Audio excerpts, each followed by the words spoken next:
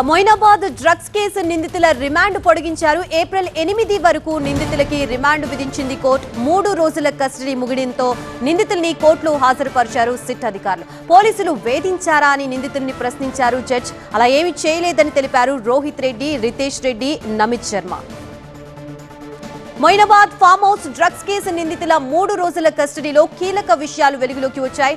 రోహిత్ రెడ్డి, రితేష్ రెడ్డి, నమిత్ శర్మని సిట్ అధికారులు 3 రోజుల పాటు విచారించగా నిందితుల నుంచి సిట్ అధికారులు పలు కీలక విషయాలు రాబట్టారు. డ్రగ్స్ నెట్వర్క్, ఆర్థిక సంబంధాలపై కీలక సమాచారం సేకరించారు. పలువురు డ్రగ్ పెడ్లర్స్ వివరాలు బట్టబయలయ్యాయి. ఈ క్రమంలోనే డ్రగ్స్ కేసులో మరో 4 నిందితులుగా చేర్చడంతో నిందితుల సంఖ్య 15కు చేరింది. Drug peddler Rakesh Varma, drugs supplier Abhishek Singh తో పాటు రోహిత్ రెడ్డి స్నేహితుడు డాక్టర్ బాలాజీని సిట్ అధికారులు నిందితులుగా చేర్చారు. జూబ్లీహిల్స్ లోని డాక్టర్ బాలాజీ నివాసాన్ని డెన్ గా మార్చుకుని పలుమార్లు డ్రగ్స్ పార్టీలు నిర్వహించినట్లు సిట్ అధికారులు గుర్తించారు. దీంతో డాక్టర్ బాలాజీని సిట్ అధికారులు నిన్న రాత్రి అదుపులోకి తీసుకున్నారు. డాక్టర్ బాలాజీకి డ్రగ్ పెడ్లర్ రాకేష్ వర్మ అనేక రకాల డ్రగ్స్ సరఫరా చేసినట్లు ఆధారాలు సేకరించారు. అయితే వీటిలో కొన్ని డ్రగ్స్ ని రోహిత్ రెడ్డి కూడా తీసుకున్నట్లు తేల్చారు. డ్రగ్ పెడ్లర్ రాకేష్ వర్మ, రోహిత్ రెడ్డి మధ్య లావాదేవీలకు సంబంధించిన ఎవిడెన్స్ సైతం ఐడెంటిఫై చేశారు. దీంతో రోహిత్ రెడ్డికి 5 ఏళ్లుగా డ్రగ్స్ అలవాటున్నట్లు సిట్ అధికారులు గుర్తించడం సంచలనంగా మారుతోంది. ఫస్ట్ స్టేజ్ అయిపోయింది 24 అవర్స్, సెకండ్ స్టేజ్లో 3 డేస్, అది కూడా అయిపోయింది ఈరోజు 4:30కి. ఇప్పుడు ప్రజెంట్ చేసే ముందు మళ్ళీ 5 డేస్ కావాలని థర్డ్ టైం, టెక్నికల్గా థర్డ్ టైం, వాళ్ళ దృష్టిలో సెకండ్ టైం, బట్ టెక్నికల్గా లా ప్రకారం చూస్తే పోలీస్ కస్టడీ ఎంక్వైరీ అనేది ఇది థర్డ్ టైం.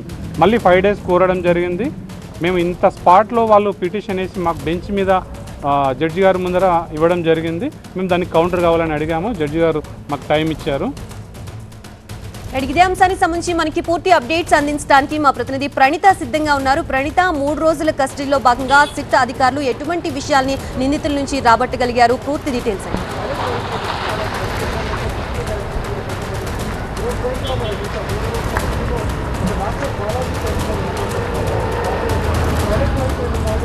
అయితే మొదట కేవలం ఈ పార్టీలో పాల్గొన్నటువంటి 11 మంది ఎవరైతే ఉన్నారో వారి వరకు సంబంధించిన వివరాలు మాత్రమే బయటపడ్డాయి. ఎప్పుడైతే రోహిత్ రెడ్డితో పాటు రిమైనింగ్ 2 సంబంధించినటువంటి కస్టడీని పోలీసులు తీసుకున్నారు. సో వీళ్ళు కస్టడీలో చెప్పినటువంటి అంశాల ఆధారంగా కొంతమంది డ్రగ్ పెడ్లర్ల పేర్లు తెర మీదకి వచ్చాయి. అభిషేక్ సింగ్ కావచ్చు, రాకేష్ వర్మ కావచ్చు, డాక్టర్ బాలాజీ కావచ్చు. అయితే ఈ ముగ్గురులో కూడా డాక్టర్ బాలాజీని కీ రోల్ పోషించినట్టు పోలీసులు చెప్తున్నారు. జూబ్లీహిల్స్కి సంబంధించినటువంటి డాక్టర్ ఇతను. సో గతంలో రోహిత్ రెడ్డి స్నేహితుడిగా ఉన్నాడు.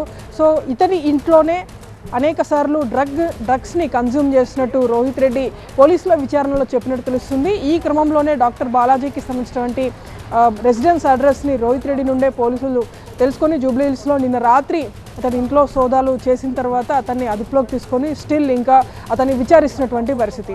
సో ఇప్పుడు ఈ 3 డేస్ కస్టడీలో కేవలం కొన్ని అంశాలకు సంబంధించి మాత్రమే సిట్ ఫోకస్ చేయగలిగింది. సో వీళ్ళు ఈ 3 డేస్ చెప్పినటువంటి అంశాల ఆధారంగా ఫర్దర్గా డ్రగ్ పెడ్లర్స్కి సంబంధించినటువంటి మరింత చైన్ బయటపడింది కాబట్టి దానికి సంబంధించి ఇంకా మరిన్ని వివరాలు వీరి నుండి రాబట్టాలనేటువంటి ఉద్దేశంతో మరొక 5 డేస్ పాటు కూడా కస్టడీని ఎక్స్టెండ్ చేయాలని ఈరోజు కోర్టులో పోలీసులు వేశారు. సో దానికి సంబంధించి కౌంటర్ వేసిన తర్వాతనే దాని మీద నిర్ణయం తీసుకోవాలని అటు రోహిత్ రెడ్డితో పాటు రిమైనింగ్ అక్యూజర్ తరఫున అడ్వకేట్స్ చెప్పారు. సో ఈ అంశాన్ని మండేకి వాయిదా వేశారు.